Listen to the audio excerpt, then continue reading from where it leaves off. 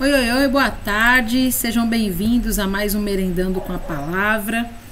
E hoje nós estamos dando sequência, ao nosso tema família, onde nós estamos abordando a questão da nutrição familiar. Nós vamos deixar aqui em algum lugar, os cards para que vocês possam encontrar essas ministrações. Já fizemos vários encontros, vários episódios com esse tema. E hoje nós vamos continuar esse mesmo assunto de um outro ponto de vista. Nós vamos falar a respeito do alimento de Deus na percepção dos nossos filhos, tá? Por que nós vamos abordar esse tema hoje? Nós entendemos que Deus, ele é um Deus geracional. Isso diz respeito à questão do olhar de Deus para com a próxima geração, Quando eu observo Deus falando a respeito do Deus de Abraão, Deus de Isaac, Deus de Jacó, eu consigo ter essa percepção. Então eu percebo que Deus, ele é um Deus geracional, ele é um Deus que se preocupa com os nossos filhos e os filhos dos nossos filhos.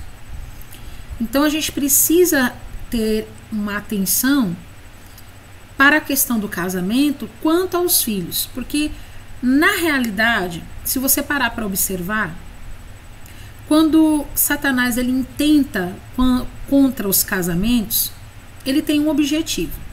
E o objetivo não é separação do casal.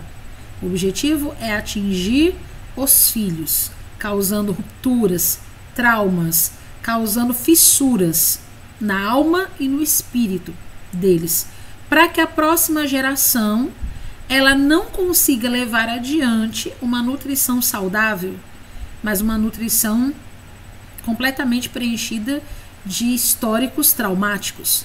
Então, se nós pararmos para observar nesse momento, a gente consegue perceber a quantidade de divórcios que atingem hoje o mundo moderno justamente por conta dessa perspectiva.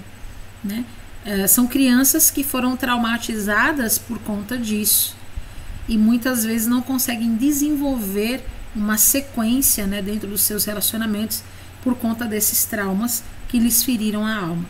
Pode ser que exista outras definições e devem existir com certeza, não vamos generalizar, mas o fato é de que nunca houve na história da humanidade tamanho número de registros de divórcio quanto estamos tendo hoje. Isso é uma coisa inegável, você não pode negar essa informação. E, portanto, a gente precisa se ater a isso. Qual é o propósito de tantos divórcios estarem ocorrendo hoje em dia? É simples, irmãos. O nosso inimigo, que ruge como um leão, está ao nosso derredor buscando tragar quem ele puder, está querendo marcar a nova geração com traumas, com tristezas, com rupturas, com fendas, com rupturas que vão marcar sua alma e seu espírito, a fim de marcar a próxima geração e marcar a próxima e assim por diante. Embora eu possa dizer a vocês sem sombra de dúvida que nós estamos vivendo os últimos momentos e que a nossa geração realmente contemplará a vinda do Senhor, nós ainda temos que pensar na nossa próxima geração, nos filhos dos filhos, tentar imprimir neles, passar para eles aquilo que o Senhor imprimiu em nós. Isso é uma tarefa árdua, extremamente difícil, que requer tempo e muita qualidade de tempo com Deus. Então a gente precisa tocar nesse assunto hoje. Para isso, nós vamos fazer aqui uma oração. Daqui a pouco eu vou mostrar para vocês quem é essa mulher. Vou falar para vocês um pouco a respeito dela, tá bom? Mas vamos orar. Senhor, nesse momento em que nós estamos aqui para estudar a sua palavra, nós queremos que o seu Espírito Santo venha sobre nós e nos ajude a compreensão desses itens que serão falados aqui. Senhor, nós oramos para que na nossa pequenez, na nossa pouca força, o seu Espírito Santo venha sobre nós e nos ajude, que nós possamos ser aperfeiçoados para toda boa obra e levar aos nossos filhos e aos filhos dos nossos filhos o amor, a misericórdia, o perdão que o Senhor tem nos ensinado a partir das Escrituras Sagradas. Seja o seu nome glorificado, Pai, nesse período de estudo, e que o nosso coração não se afaste de aprender de Ti, que é manso e humilde de coração, para nos ensinar todas as coisas. Oramos em Teu nome, Pai. Amém. Hoje nós fizemos um trabalho de pesquisa e tomamos como relatos biográficos a vida dessa mulher aqui. Essa mulher é Susannah Wesley. Nós vamos dizer para vocês já já quem foi essa mulher e por que nós a selecionamos.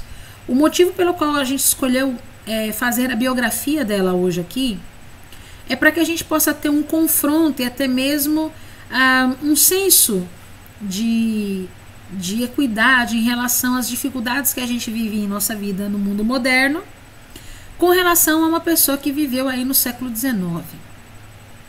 Século XIX, século XX, né, por ali. E nós sabemos que as coisas naquele período eram muito difíceis, né, eram muito difíceis. Então nós vamos conhecer um pouquinho da vida dessa mulher e em seguida nós vamos falar justamente sobre a nutrição da nossa família. Lembre-se, o tema de hoje é o alimento de Deus na percepção dos nossos filhos. O que os nossos filhos percebem quanto ao alimento espiritual que nós estamos servindo para eles dentro de casa. Então, o nome dela de solteira é Susannah Annesley, certo? Esse era o nome dela, Susannah Annesley. Ela nasceu em 1669, ou seja, no século XVII, em Londres, na Inglaterra. Ela foi a 25ª filha, 25, de uma família puritana e devota. São as famílias que eram consideradas católicas naquela época, né? Quando ela era menina, ela era acostumada a ver o seu pai ler 20 capítulos da Bíblia por dia. É um hábito que ele começou quando tinha 5 anos de idade e se manteve até a sua morte. E isso teve um impacto muito grande sobre a jovem Susannah ao longo da sua vida. Susannah Annesley, aos 19 anos, ela se casou com Samuel Wesley. Então ela assume o seu nome, né? Então a partir de agora ela é conhecida como Susannah Wesley. E ela começou ali, né, a auxiliar o seu esposo com o ministério. Ele era chamado de Reverendo Samuel Wesley. Mas durante o período de casamento deles, eles tiveram 19 filhos. Vai pensando, né? A família de 19 filhos. Ela casou com 19 anos e aos 38 anos de idade, 39 anos de idade, ela já tinha 19 filhos, né? Vamos citar 2, talvez você conheça mais, mas John e Charles Wesley, eles são grandes pregadores. Você já deve ter ouvido falar de John Wesley, deve ter ouvido falar de Charles Wesley. São grandes avivacionistas do mundo antigo, ali por volta do século 17 e 18, e nós vamos falar um pouquinho sobre essa perpetuação, sobre esse legado que ultrapassou os séculos e chegou até nós, certo? Falando um pouquinho da história dela.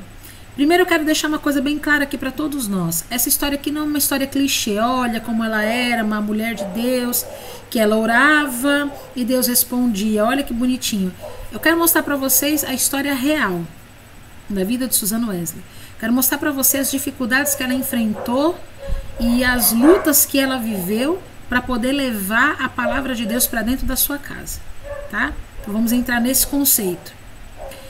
O seu marido, o reverendo Samuel Wesley, ele era terrível com dinheiro. E ele costumava deixar a família sempre em dívidas. Uma família muito grande, com 19 crianças, né? Só 10 não morreram na infância. Todas as outras morreram. Por quê? Porque por falta de dinheiro, falta de condições, falta de uma saúde, né, de uma tecnologia da época, as crianças morriam muito jovens, morriam antes do seu 2º ano de vida. E a maioria das vezes, as histórias em que nós encontramos, os relatos que nós vemos ali, sempre mostra o Samuel sendo muito omisso como pai e acabava deixando a Susannah criar os filhos sozinha, durante longos períodos em casa sozinha com as crianças. Muitas vezes sem ter o alimento suficiente para que elas pudessem se alimentar. E isso às vezes, devido a essas situações, né, entrava-se numa discussão, mesmo porque o trabalho de cuidar de uma criança já é bem complexo. Imagina você cuidar de várias crianças, sendo que uma delas era uma criança inválida. Um dos filhos de Samuel e Susannah Wesley era inválida, ela tinha uma paralisia, ela sofreu de paralisia infantil e ela não conseguia se locomover, não conseguia falar nem se alimentar. Outro de seus filhos só aprendeu a falar com quase 6 anos de idade. E isso fez com que a Susan Wesley ficasse muito doente. A perda de muitos filhos, o trabalho exaustivo, 24 horas por dia, a pouca qualidade na alimentação. Então, muito boa parte da sua vida ela passou doente. Lembrando também que naquele período do século XVII, a questão da medicina era muito mais ineficiente do que nós conseguimos enxergar hoje. Então não tinha dinheiro para comida, não tinha abundância de coisa alguma, existia a ausência, a carência de tantas outras coisas, a dívida atormentava demais a família, e o marido sofria, né, com o risco de ser preso pelos devedores, né, por conta daqueles que exigiam seus pagamentos, porque a dívida era muito alta e os credores ficavam vindo atrás dele para que ele pudesse pagar a dívida, porque ele não conseguia ter uma boa administração financeira. Além de tudo isso, dentro da sua própria igreja, né, a própria congregação não gostava muito do reverendo Samuel Wesley. Ele era um ministro da igreja anglicana. A igreja anglicana, ela é uma igreja assim, ela é um braço do cristianismo, certo? Nós temos muitos braços no cristianismo, muitos. Nós temos a igreja católica apostólica romana, nós temos a igreja anglicana, nós temos os protestantes, nós temos os ortodoxos e temos vários outros. Dentro desses nichos, a gente tem vários outros ramos. Por exemplo, dentro do protestantismo, nós vamos ter a igreja luterana, a igreja calvinista, a igreja arminiana, nós vamos ter a tradicional, a batista, a anabatista, a pentecostal, a neopentecostal, enfim, são vários braços dentro da igreja. E o anglicanismo, ele também é um nicho, ele é uma ramificação da igreja cristã. E o que a igreja anglicana ela fala? A igreja anglicana ela fala a respeito dos mesmos fatores básicos que tem na igreja católica romana, mas a diferença maior, tem várias outras pequenas diferenças, mas a maior delas é que a igreja católica apostólica romana tem o Papa como sendo o seu real pontífice. O que é o pontífice? É aquele que faz a ponte entre Deus e os homens. Então o Papa é o pontífice. Na igreja anglicana não temos apenas não é o Papa o pontífice, são outros bispos, né, outros cardeais que são nomeados como reais pontífices. Além disso, por ser uma religião, não é bem uma religião, mas uma variação do cristianismo que foi iniciado na Inglaterra, então a questão da realeza também entra dentro da religião. O rei ou a rainha, eles devem ter a mesma consideração de um papa dentro da religião anglicana. Então assim, é muito complexo. Por quê? Porque ele pregava contra isso, certo? Ele achava realmente que Cristo é o Senhor e ponto final. Então a pregação dele era muito dura contra o próprio sistema que ele estava inserido. Então os próprios irmãos da congregação, por 2 vezes, botaram fogo na sua casa. As casas foram completamente queimadas. Eles perderam tudo o que possuíam. Lembre-se da situação deles, né? Eles tinham 19 filhos, desses 19 filhos apenas 10 sobreviveram. Nós temos um filho inválido, né? Temos várias complicações de dinheiro aqui, né? Finanças. E ainda, além disso, nós temos as casas sendo queimadas por 2 vezes por conta de irmãos da própria igreja, né? Eles estavam muito furiosos com o reverendo Samuel, porque ele pregava de uma maneira muito dura no púlpito, né? Mas como o inimigo sempre está ao redor, né? Ao derredor, buscando a quem possa tragar, né? A casa dos Wesleys também não era uma exceção. Uma das suas filhas teve um bebê fora do casamento e o homem nunca se casou com ela. E isso, para uma época considerada tão casta, tão puritana quanto a do século XVII, foi uma situação assim muito difícil, né? Uma mulher, mãe solteira no século XVII, ela era simplesmente repugnada e acusada de todas as maneiras que você pode imaginar. A família fica devastada por conta disso, né? Mas a Susana, ela permanece sempre em oração pela filha, né? E além de tudo isso, passar por uma situação de má administração financeira, de privações, de necessidades, de queima da sua casa, de problemas com os filhos, além de tudo isso, a Susana Wesley suportou na vida a questão de colocar Deus sempre em primeiro lugar, certo? Então, quando a Susana Wesley ela era jovem, ela prometeu ao Senhor que por cada hora que ela gastasse com entretenimentos e diversões, ela daria 1 hora a Deus em oração e também na palavra. E ela logo descobriu que essa promessa seria muito difícil de cumprir, porque ela tinha que cuidar da casa, ela tinha que criar os filhos, eram muitas crianças, né, que tornavam esse compromisso quase impossível de se cumprir.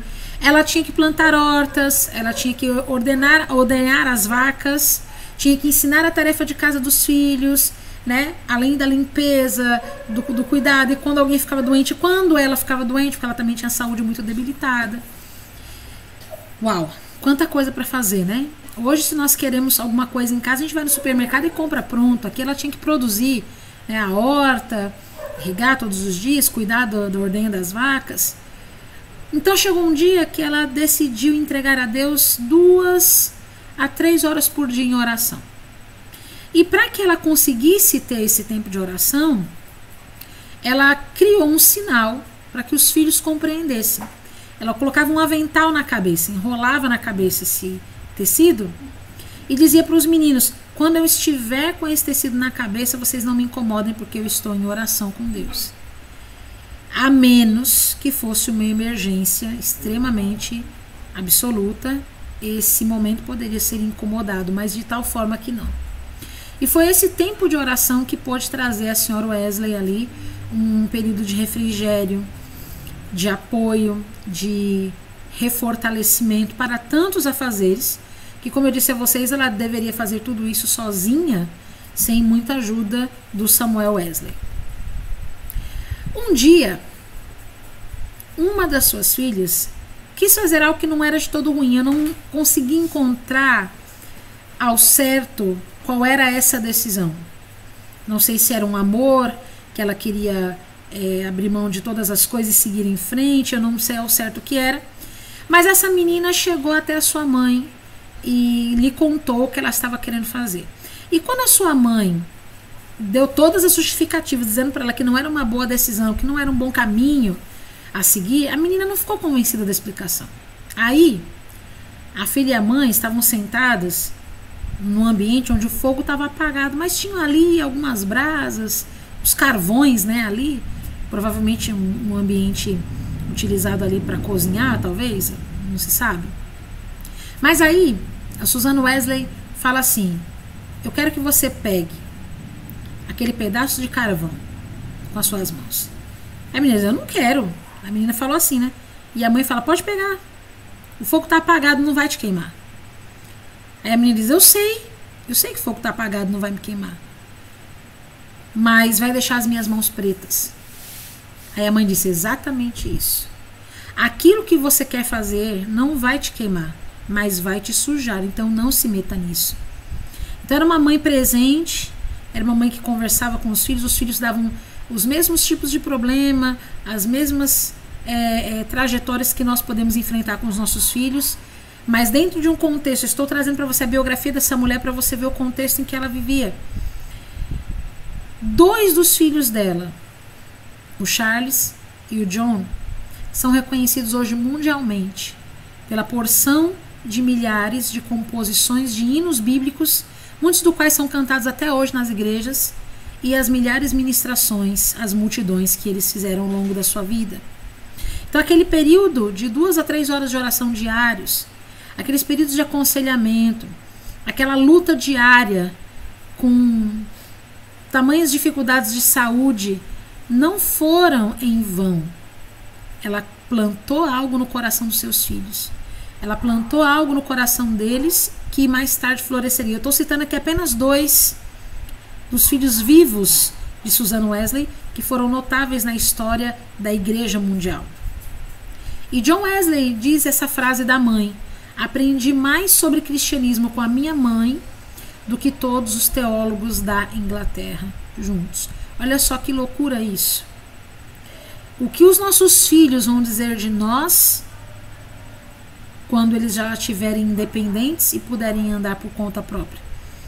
Qual é a referência, qual é a expectativa, qual é o alimento, qual é a nutrição que nós estamos proporcionando agora para eles?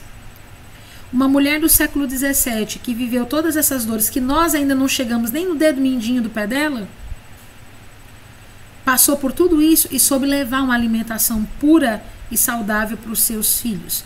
Nós, que temos tecnologia, avanços, uma facilidade imensurável na limpeza da casa, na saúde e tantas outras coisas que nos facilitam, muitas vezes nós nos vemos tão atribulados quanto ela. É verdade ou não é?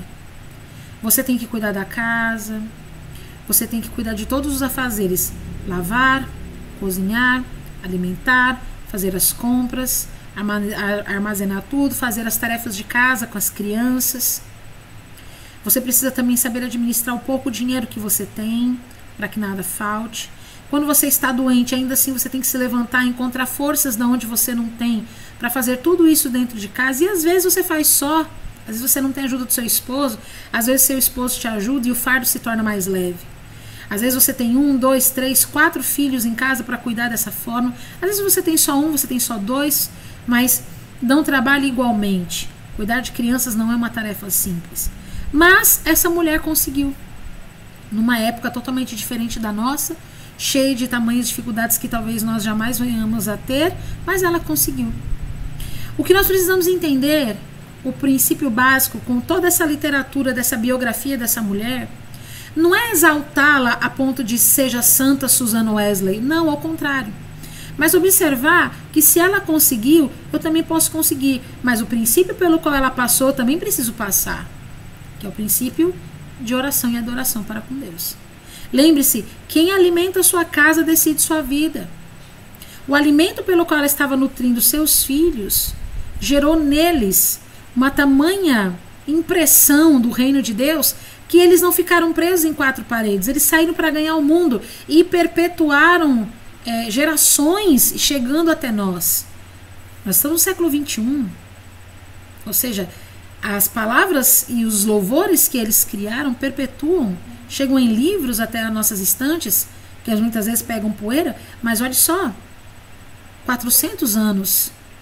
Olha só, o que eu estou querendo te dizer é que aquele período breve, vou dizer breve porque em relação à expectativa da eternidade, isso tudo que nós estamos passando nessa terra é muito breve. Aquela mulher passou anos da sua vida entregando-se a Deus e imprimindo nas suas crianças o amor a Deus. Isso rendeu um fruto de 400 anos da perpetuação da palavra de Deus através das inscrições e das criações da família Wesley. Eu não tive a minha casa pegando fogo, a igreja não botou fogo na minha casa, nem na sua. Ela passou por isso 2 vezes, perdendo tudo que ela tinha. Já pensou quanto sofrimento essa mulher passou na vida? Mas a ideia da alimentação é muito provável, muito palpável. Quem alimenta a sua casa decide sua vida. Quem alimenta seus filhos vai dizer o rumo que eles têm a seguir. O alimento que você tem colocado ou permitido que chegue até a sua casa é o alimento pelo qual eles vão comer e vão ser nutridos e vão crescer por ele. Às vezes, com essa questão justamente aí após a Revolução Industrial, né, a gente percebe que as mulheres precisaram ir para o mercado de trabalho e às vezes você precisa trabalhar muitas horas por dia longe dos seus filhos. Às vezes você é mãe solteira, precisa cuidar das suas crianças, mas precisa trabalhar também. Então outras coisas tomam o tempo da sua alimentação. A rede social está aí, a internet está aí, as músicas estão aí, as amizades estão aí, se tornam mais presentes do que nós. E aí a gente quer combater essa ausência entregando-lhes presentes, comprando ali o que a gente acha justo.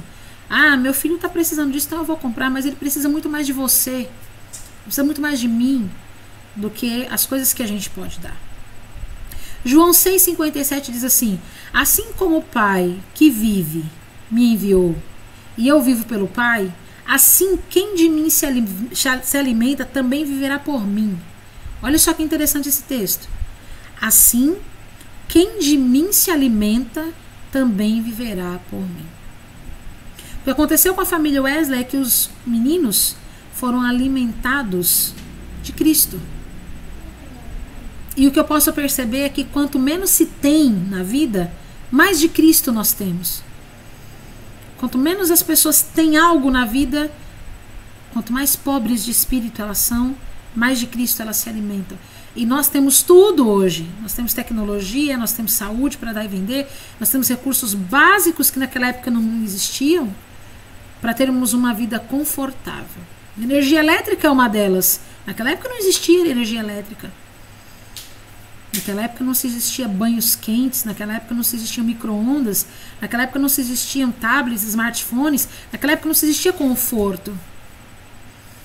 E, portanto, a única esperança que eles tinham era no alívio em Deus. Hoje nós temos tantas coisas que, muito provavelmente, por conta dessas coisas, o amor de muitos de nós se esfriará.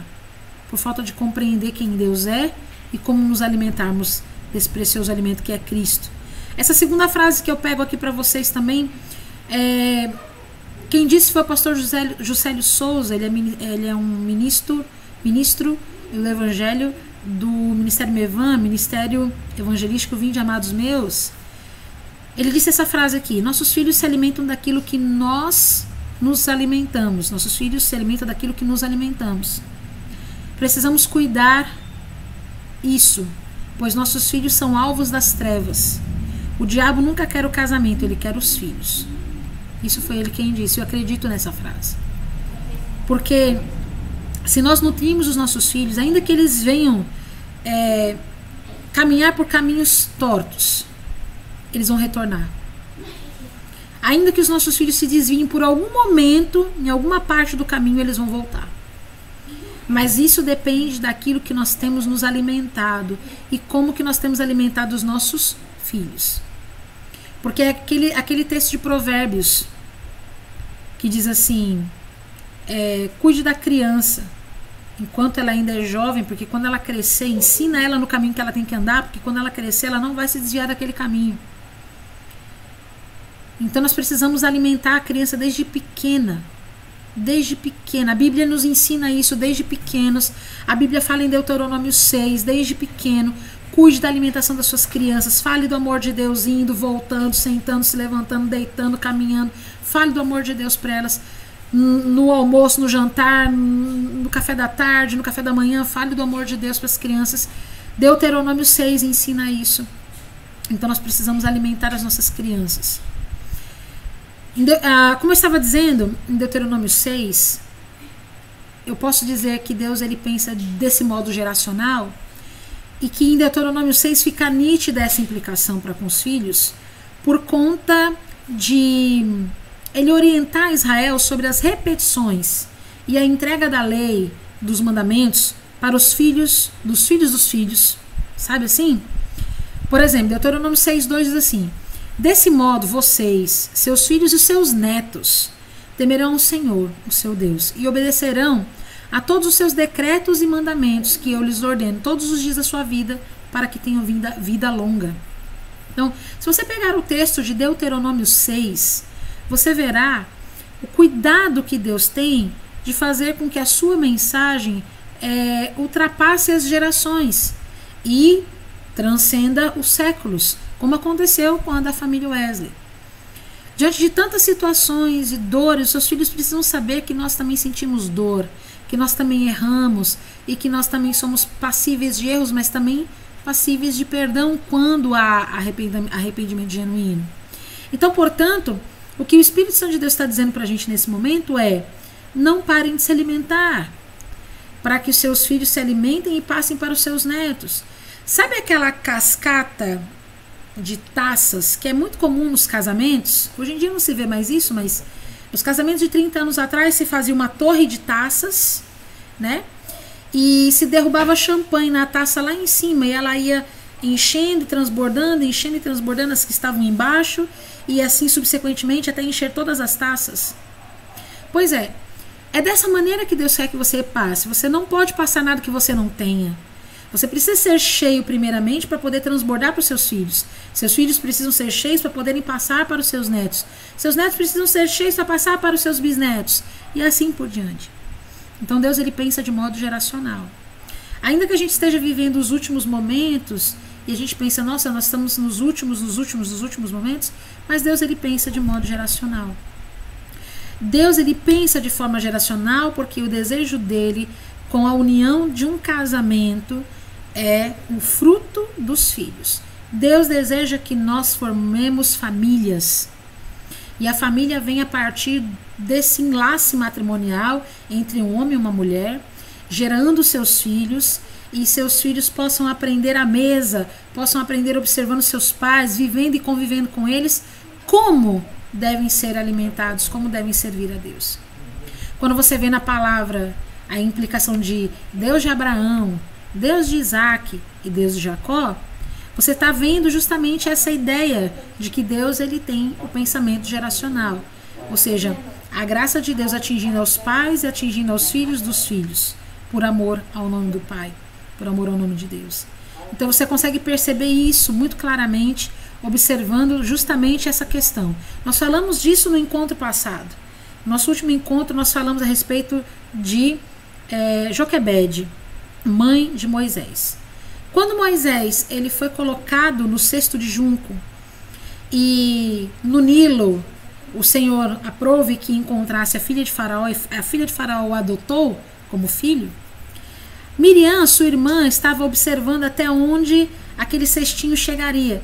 E como quem não quer nada, disse: a senhora gostaria que eu encontrasse uma ama de leite para amamentar a criança que a senhora encontrou? Boa ideia, vá lá, busca essa mulher.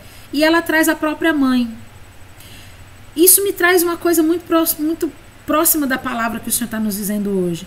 Ainda que Moisés estivesse no Egito, sendo criado para o Egito, para ser um príncipe do Egito, ele estava sendo amamentado por quem? Pela sua própria mãe. Então, eu percebo que quando Moisés ainda era criança, mesmo tendo esse contato com os preceitos egípcios, quem o alimentava era a mãe. A sua origem era hebreia. Então, o que decide se o seu filho vai ser um libertador ou um escravo, se ele vai caminhar para a vida ou para a morte, é o alimento que ele tem recebido. É quem o alimenta. Então Moisés, ele poderia ter sido um escravo hebreu. No entanto, ele foi criado para ser um príncipe egípcio. Mas quem o alimentou e preservou a sua vida e ensinou a ele os princípios de Cristo, os princípios de Deus, Cristo e Deus, né, para nós uma pessoa só, foi sua mãe. Por isso que é importante a gente saber quem está alimentando os nossos filhos. Quem está alimentando os nossos filhos determina a regra, o caminho, a conduta que eles terão. Nós temos que saber o que os nossos filhos assistem. Nós temos que saber quais são e quem são os amigos dos nossos filhos. Nós temos que saber quem são os influenciadores e hoje quem são os digital influencers que estão atingindo a vida dos nossos filhos. Não é ser controlador, é ser zeloso. Não é ser chato, é ser cuidadoso, é ser geracional no pensamento. Quem alimenta os nossos filhos ditará as regras de conduta deles. Quem os alimenta decidirá o que eles vão fazer, o que eles vão curtir e a maneira como eles vão se comportar. E nós, depois de mãos atadas, não poderemos fazer coisa alguma. Por isso é importante a gente ter isso em mente. Eu quero abrir um parênteses aqui para a gente falar a respeito justamente de geração. Tá? É muito importante a gente ver qual é a geração que nós estamos inseridos hoje, porque é muito parecido com a geração de Elias. Elias, o nome de Elias significa o Senhor Jeová é Deus. Então, quando Elias era criança, né, os pais dele diziam: "Oh, Jeová é Deus, vem aqui", né? Hoje a gente fala Elias, né? A gente fala Elias. "Oh, Jeová é Deus, vem aqui fazer a tarefa de casa", Jeová é Deus. Você sabe o significado do seu nome? Seu nome significa Jeová é Deus. Você sabia, Jeová é Deus, que seu nome significa Jeová é Deus? É mesmo, mãe? E por que a senhora escolheu Jeová é Deus? Porque Jeová é o Senhor, Deus do céu e da terra. Ele fez isso, ele fez isso, ele fez isso. Ô, Jeová é Deus, não se meta em problema. Não, Jeová é Deus, você não pode fazer isso. Então, Elias cresceu num ambiente onde Deus era chamado de Senhor. E, portanto, ele conhecia esse Deus. Na mesma época, no mesmo período, existia a esposa do rei Acabe, Jezabel, que inclusive Acabe, por ser hebreu, não deveria ter casado com uma mulher pagã, mas casou com Jezabel, e o nome Jezabel significa Baal é Deus. E quem é Jezabel na Bíblia?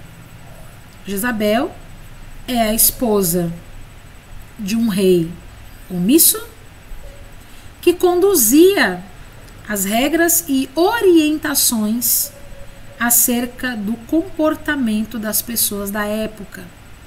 Jezabel criou novos padrões de família naquela época, na época de Elias.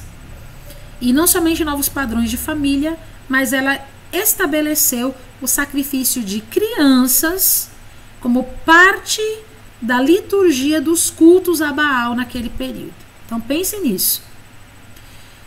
Os pais geravam seus filhos e sentiam-se honrados de poder sacrificá-los em honra a Baal em cultos a um poste ídolo, regados a muito vinho, orgias e glutonaria. Inclusive, conta-se que dentro desses ambientes existiam até, isso foi também criado mais para frente pelos romanos, né, que também seguiam os mesmos parâmetros litúrgicos, né, de adoração ao deus Dionísio.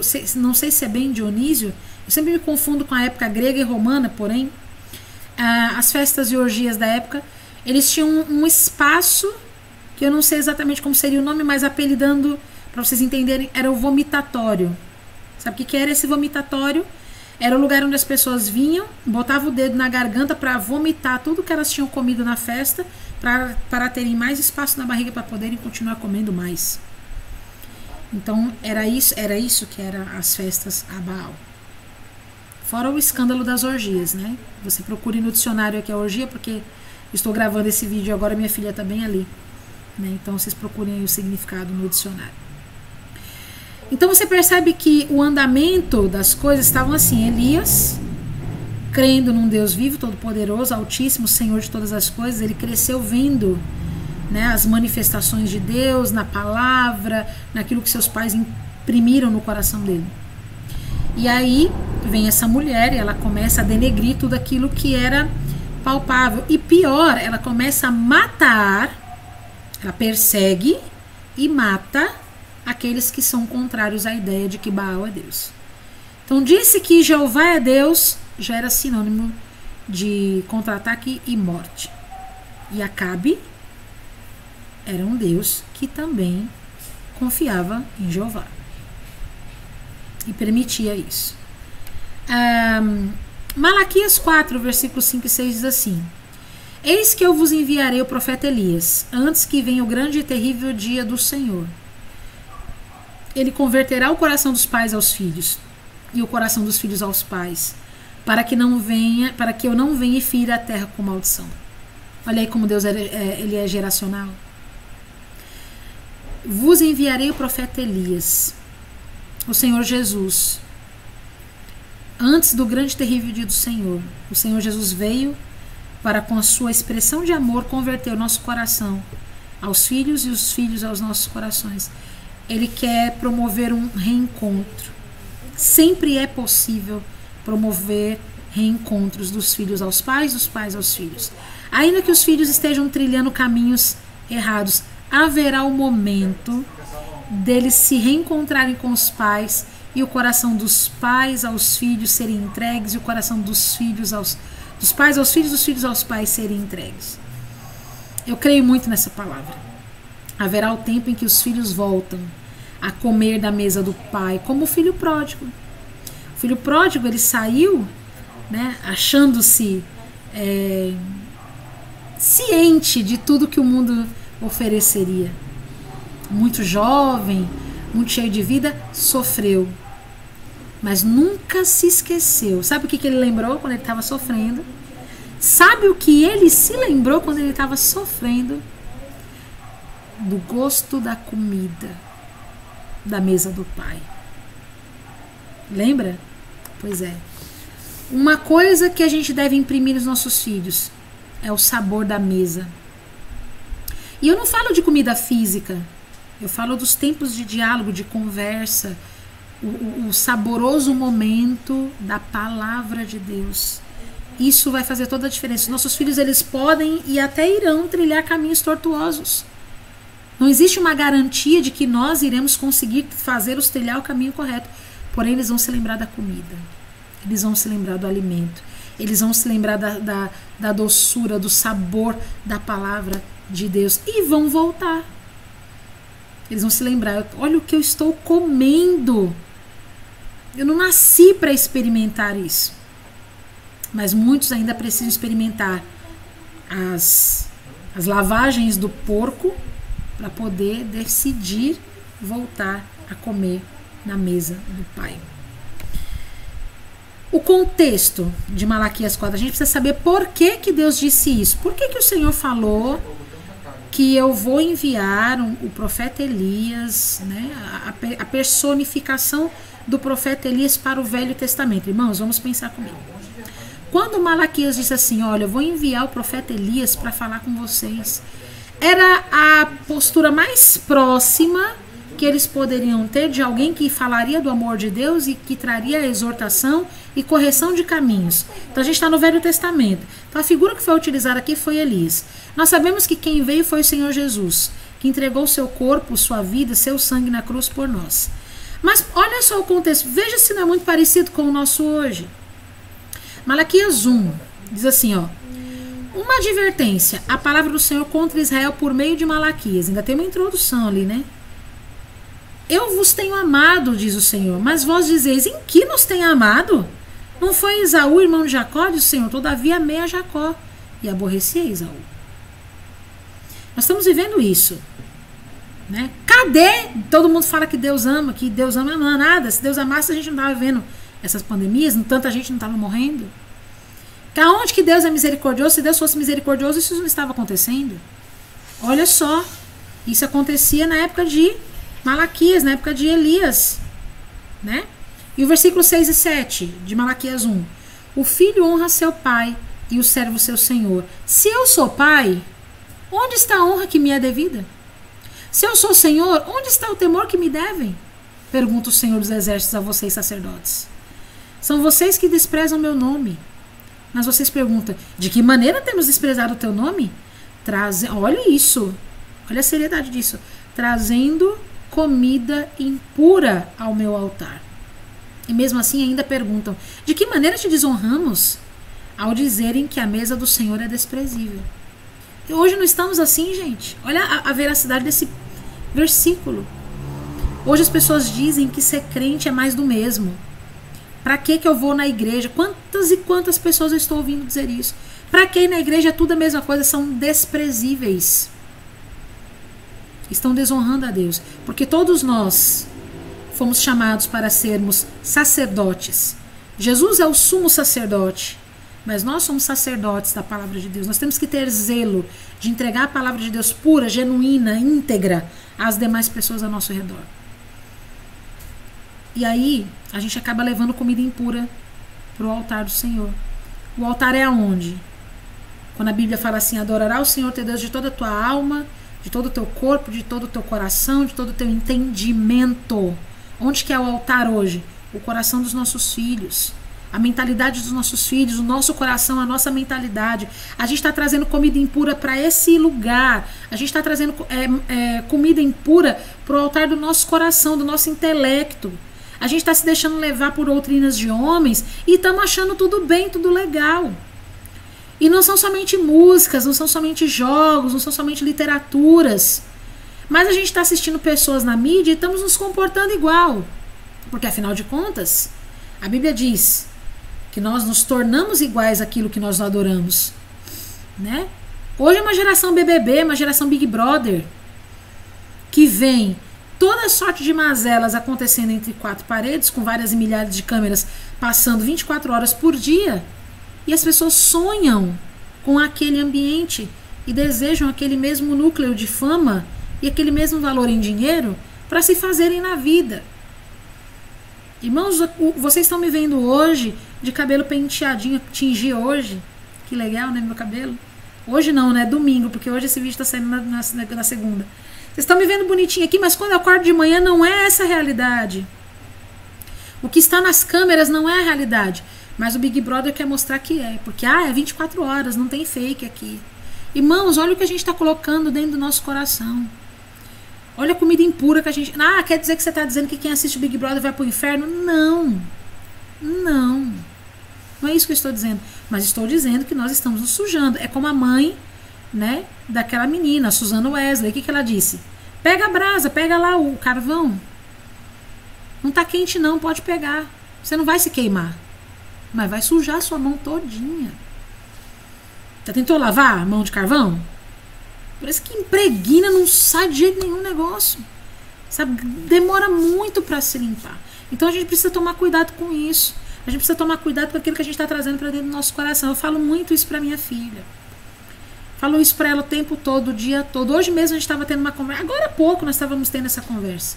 Eu disse a ela, cuidado com o que você está vendo, cuidado com o que você está assistindo, olha a letra, verifica a letra das canções, não deixe com que qualquer coisa tome o seu entendimento porque o ritmo é legal, porque a música é legal. Eu falo isso daqui para ela, nós chegamos a consensos e conversamos, porque a música ela é muito sedutora, né? As pessoas são muito sensuais, muito sedutoras e atingem o nosso coração de uma maneira indevida.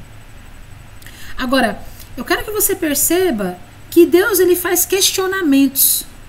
Nesse texto aqui, de Malaquias 1, capítulo 1, versículo 6 e 7. Deus ele faz questionamentos. E esses questionamentos me fazem pensar que Deus ele diz assim, o que foi que eu fiz? Vocês estão bravos comigo? Então Deus ele questiona sobre a atitude rebelde das pessoas daquela época. Eles estão sendo irreverentes, rebeldes, não respeitam a Deus, não o reconhecem como Pai, nem como Senhor, como você pode ver no texto. E esse acontecimento acontece 9 vezes no livro de Malaquias, por 9 vezes. Até o capítulo 4, Deus demonstra um descontentamento muito claro nesse livro. Como se fosse uma conversa entre pai e filho. A gente sempre imagina Deus com aquela barba branca, aquele cabelão branco, com um cajado na mão, dizendo, eu vou matar você, filho de uma égua. E não é assim que Deus ele faz. A Nana tá rindo aqui, né? Não é assim que Deus faz, é uma conversa entre pai e filho, ó, perceba que é uma conversa, olha, sinta a conversa. Ó, o filho honra seu pai e o servo seu senhor. Se eu sou pai, onde está a honra que me é devida? E se eu sou senhor, cadê o temor que você me deve? Isso eu te pergunto, é uma conversa, um diálogo, um discurso, certo? Deus ele fala assim com o seu povo, é uma conversa entre pai e filho. Sabe quando a gente senta com os nossos filhos e pergunta, filho, por que você fez isso? Você não sabia que era errado? E por que você está bravo comigo? O que foi que eu te fiz? Quantas vezes eu não tive essa conversa com a minha filha e o olho dela começa a marejar, ela fica lacrimejando porque ela entende que ela está errada. Então Deus ele é um Deus de conversa, de diálogo. O castigo de Deus, Deus vai pesar a tua mão. Irmãos, Deus é um Deus de discurso, de diálogo, de conversa, de proximidade. Ele é um Deus de nutrição geracional. Ele é de proximidade, ele quer comunhão, ele não quer te bater, não. Mas Deus vai me dar uns tapas. Eu gosto de levar uns tapas. Tem gente que fala assim, né? Eita, que Deus me deu as cajadadas hoje. Irmãos, a cajadada quem te deu foi você mesmo. Porque a Bíblia diz assim, bem-aventurado aquele que não se condena naquilo que aprova. É você mesmo quem está te batendo. Você mesmo quem está te dando cajadadas. E não o Espírito Santo de Deus. É o Espírito Santo de Deus que nos convence do pecado, da justiça e do juízo. Mas Deus, ele quer um diálogo, ele quer um relacionamento. Então, o nosso relacionamento com Deus determinará o sucesso ou o fracasso dos nossos relacionamentos familiares. O nosso relacionamento com o nosso esposo, com a esposa, o nosso relacionamento com nossos filhos e filhas, o nosso relacionamento familiar depende do nosso relacionamento com Deus. Se nós tivermos um relacionamento com Deus, nós vamos ter um bom relacionamento familiar. Se nós tivermos um baixo relacionamento com Deus, nós vamos ter um baixo relacionamento familiar. Isso é nítido. A maioria das pessoas que têm problemas familiares no casamento é devido à falta de tempo para buscarem juntos ao Senhor. E isso é muito nítido para mim. Né? Eu percebo em quantos e quantos experimentos, em quantas experiências, em quantas vivências nós tivemos e em quantos já chegaram até nós por meio, né, de compartilhamentos. Então a gente sabe que é desse jeito, mas você precisa experimentar, porque a Bíblia diz que você tem que provar e ver que o Senhor é bom. Então não basta eu te passar a minha experiência, você também tem que provar. Você pode ver através da minha vida, mas você tem que experimentar também que Deus é bom, certo? Então Elias, ele foi um homem, voltando ao assunto de Elias, ele desmoronou o poder de Jezabel naquela geração. Jezabel, ela estava inescrupulosamente dominando toda uma geração, e Elias veio para combater isso. Você pensa que para Elias foi fácil? Elias teve que ficar um tempo na caverna também com medo. Elias tinha medo de enfrentar Jezabel, porque ele sabia que Jezabel estava buscando a vida dele para o matar. Mas ele foi usado por Deus para desmoronar todo aquele poder. Por quê? Porque Jezabel é, na verdade, espiritualmente falando, o mesmo espírito que hoje também trabalha com ações para desconfigurar o padrão familiar de Deus nessa terra. E aí eu pergunto, onde estão os Elias que vão se levantar e vão desmoronar o poder de Jezabel dentro das suas casas, né? Então, se Jezabel é considerado na Bíblia um espírito que trabalha na questão de defraudar, desconstruir a formação familiar que Deus criou, cadê os Elias de hoje? Que com a força do poder de Deus, em Cristo Jesus, condensarão os ensinos de Deus e levarão essas crianças, esses jovens, esses adultos e velhos a entregarem os seus corações uns aos outros. Cadê os Elias que saberão chegar até os seus filhos e dizer: me perdoa porque eu também errei, né? Ou seja, os pais inclinarão seus corações aos filhos para que os filhos inclinem seus corações aos pais. Onde estão essas gerações? Somos nós que devemos falar para os nossos filhos quem é Deus e o que Ele fez conosco e aonde nós erramos e aonde nós acertamos. Isso é entregar o coração dos filhos aos pais, dos pais aos filhos. Você precisa conversar com as suas crianças, conversar com eles, explicar para eles que você também erra, para eles não olharem para você como super-homens. Um padrão muito difícil de se alcançar. Jesus, você pode perceber, ele não mostra na Bíblia um padrão inatingível. Jesus não é assim. Jesus chora, Jesus tem fome, Jesus tem sede, Jesus tem necessidade de ficar só, Jesus dorme, ele se cansa. Então Jesus, ele é um padrão atingível, alcançável. Eu consigo atingir o padrão de Cristo. Agora, às vezes a gente quer mostrar para os nossos filhos que nós somos santos. Que nós não erramos. Olha aqui! Assim diz a palavra do Senhor. Eu faço questão de mostrar minhas perebas para minha filha ver: ó, filho, eu errei aqui. Você não precisa passar por aqui. Você não precisa passar por aqui. Onde eu errei, onde eu sentir dor. Você não precisa passar por aqui. Porque dói muito. Então a gente pode ser isso, a gente pode se inclinar para os nossos filhos. E ainda que eles se desanimem e trilhem um caminho obscuro, eles vão se lembrar do que eles comeram com você e vão voltar. Porque você vai demonstrar ser um padrão alcançável, atingível. Então os nossos filhos, eles estarão a salvo quando estiverem impressos dentro deles que Jeová é Deus, assim como Elias. Elias tinha impresso dentro dele que Jeová é Deus. Nós temos que imprimir isso nos nossos filhos. Jeová é Deus, Jeová é Deus. Ainda que eles andem por caminhos tortuosos, eles vão se lembrar desse alimento. Jeová é Deus, Jeová é Deus, Jeová é Deus, Jeová é Deus, Jeová é Deus. E eles voltarão a comer do alimento da mesa do Pai. Interessante, né? Forte tudo isso.